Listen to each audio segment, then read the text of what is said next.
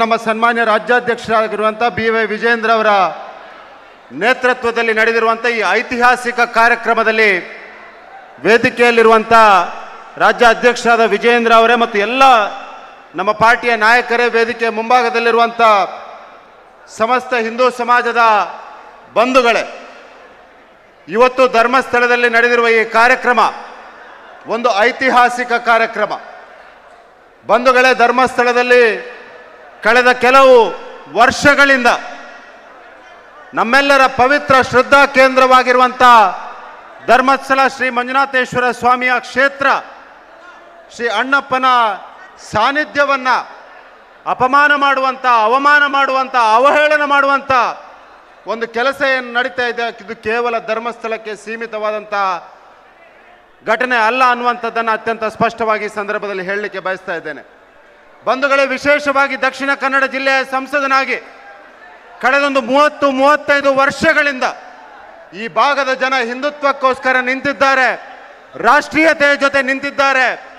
ರಾಷ್ಟ್ರದ ವಿಚಾರಕ್ಕೆ ಬರುವಾಗ ರಾಜಕೀಯವಾಗಿ, ಸಾಮಾಜಿಕವಾಗಿ ಒಟ್ಟಿಗೆ ಇದ್ದಾರೆ ಅನ್ನುವ ಕಾರಣಕ್ಕೆ ಈ ಭಾಗದ ಜನರನ್ನು ಒಡಿಬೇಕು, ಹಿಂದೂ ಸಮಾಜವನ್ನು ಒಡಿಬೇಕು, ಹಿಂದೂ ಭಾವನೆಗಳನ್ನು ಅವಹೇಳನ ಮಾಡಬೇಕು ಅನ್ನುವಂಥ ಒಂದು ವ್ಯವಸ್ಥಿತ ಷಡ್ಯಂತ್ರ ಈ ಭಾಗದಲ್ಲಿ ಬೇರೆ ಬೇರೆ ರೂಪದಲ್ಲಿ ನಡೀತಾ ಇದೆ ಅನ್ನುವಂಥದ್ದನ್ನು ನಾವೆಲ್ಲ ಹಿಂದೂ ಸಮಾಜದ ಬಂಧುಗಳು ಅರ್ಥ ಮಾಡ್ಕೊಳ್ಬೇಕು.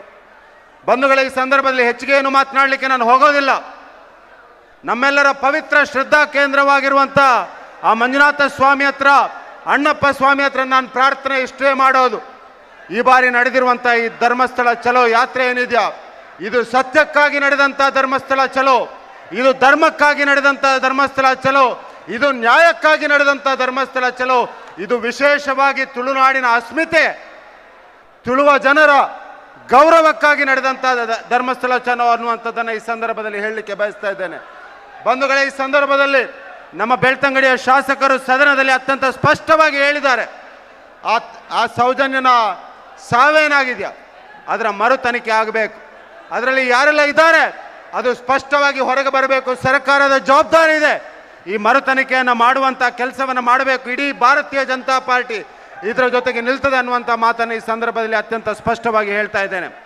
ಈ ಶ್ರದ್ಧಾ ಕೇಂದ್ರದ ಮೇಲೆ ದಾಳಿ ಮಾಡ್ತಾ ಇರುವಂಥ ಕೆಲಸ, ಈ ಶ್ರದ್ಧಾ ಕೇಂದ್ರದ ಮೇಲೆ ಷಡ್ಯಂತ್ರ ಮಾಡ್ತಾ ಇರೋರು ಯಾರೆಲ್ಲ ಇದ್ದಾರ ಅವರೆಲ್ಲರ ಜಾಲ ಏನಿದೆ ಅದು ಹೊರಗೆ ಬರಬೇಕು.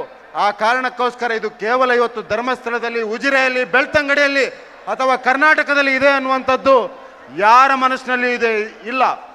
ಇದು ಇಡೀ ಬೇರೆ ರಾಜ್ಯಗಳಿದೆ, ಬೇರೆ ದೇಶಗಳಲ್ಲೂ ಇದರ ಜಾಲ ಇದೆ ಅನ್ನುವಂಥದ್ದನ್ನು ಈ ಸಂದರ್ಭದಲ್ಲಿ ನಮಗೆಲ್ಲರಿಗೂ ಅವಮಾನ ಇದೆ. ಆ ಕಾರಣಕ್ಕೋಸ್ಕರ ಸ್ಪಷ್ಟವಾದ ತನಿಖೆ ಆಗಬೇಕು, ಉನ್ನತ ಮಟ್ಟದ ತನಿಖೆ ಆಗಬೇಕು, CBI ಮುಖಾಂತರ ತನಿಖೆ ಆಗಬೇಕು, NIA ಮುಖಾಂತರ ತನಿಖೆ ಆಗಬೇಕು ಅನ್ನುವಂಥ ಆಗ್ರಹ ಈ ಸಭೆಯ ಮುಖಾಂತರ ನಾವು ಮಾಡ್ತಾ ಇದ್ದೇವೆ. ಬಂಧುಗಳೇ, ಈ ಸಂದರ್ಭದಲ್ಲಿ ನಾನು ಈ ಐತಿಹಾಸಿಕ ಕಾರ್ಯಕ್ರಮವನ್ನು ಆಯೋಜನೆ ಮಾಡಿರುವಂಥ ನಮ್ಮ ರಾಜ್ಯದ ಅಧ್ಯಕ್ಷರಾಗಿರುವಂಥ BY ವಿಜೇಂದ್ರ ಮತ್ತು ಇಡೀ ಭಾರತೀಯ ಜನತಾ ಪಾರ್ಟಿಯ ಕರ್ನಾಟಕದ ಎಲ್ಲ ಬಂಧುಗಳಿಗೆ ದಕ್ಷಿಣ ಕನ್ನಡದ ಈ ಪುಣ್ಯದ ಮಣ್ಣಿನಿಂದ, ತುಳುವ ನೆಲದ ಈ ಪುಣ್ಯದ ಮಣ್ಣಿನಿಂದ ಈ ಭಾಗದ ಜನಪ್ರತಿನಿಧಿಯಾಗಿ ನಿಮಗೆ ಕೈ ಮುಗಿದು ಧನ್ಯವಾದಗಳನ್ನು ಸಲ್ಲಿಸ್ತಾ ಇದ್ದೇನೆ. ಈ ಕಾರ್ಯಕ್ರಮದ ಆಯೋಜನೆ ಮಾಡಿದಂಥ ಎಲ್ಲ ನಮ್ಮ ಬೆಳ್ತಂಗಡಿಯ ಕಾರ್ಯಕರ್ತರಿಗೆ ವಿಶೇಷವಾಗಿ ಧನ್ಯವಾದಗಳನ್ನು ಸಲ್ಲಿಸಲಿಕ್ಕೆ ಬಯಸ್ತಾ ಇದ್ದೇನೆ. ಬಂಧುಗಳೇ, ಈ ಹೋರಾಟ ಇವತ್ತು ಮುಗಿತದೆ ಅಂತ ಅಂದ್ಕೊಳ್ಬೇಡಿ. ಇದು ತುಳುವ ನೆಲದ ಅಸ್ಮಿತೆಯ ಹೋರಾಟ, ಇದು ದಕ್ಷಿಣ ಕನ್ನಡ ಜಿಲ್ಲೆಯ ಅಸ್ಮಿತೆಯ ಹೋರಾಟ, ನಮ್ಮೆಲ್ಲರ ಗೌರವದ ಹೋರಾಟ. ನಾವು ಒಂದಾಗಿದ್ದೇವೆ, ಒಟ್ಟಾಗಿದ್ದೇವೆ, ಹಿಂದುತ್ವದ ಜೊತೆಗಿದ್ದೇವೆ ಅನ್ನುವ ಕಾರಣಕ್ಕೆ ನಮ್ಮ ಮೇಲೆ ಈ ದಾಳಿ ನಿರಂತರವಾಗಿ ಇರ್ತದೆ ಅನ್ನುವಂಥ ನೆನಪನ್ನು ಕೂಡ ತಮಗೆ ಮಾಡ್ತಾ ತಮಗೆಲ್ಲರಿಗೂ ಮತ್ತೊಮ್ಮೆ ಧನ್ಯವಾದಗಳನ್ನ ಸಲ್ಲಿಸ್ತಾ ಇದ್ದೇನೆ. ಎಲ್ರಿಗೂ ಶುಭವಾಗಲಿ. ಜೈ ಹಿಂದ್. बोलो भारत माता की, ಭಾರತ್ ಮಾತಾ ಕಿ. ಭಾರಿ ದೊಡ್ಡ ಸಂಖ್ಯೆಯಲ್ಲಿ BY ವಿಜೇಂದ್ರ ಜಿ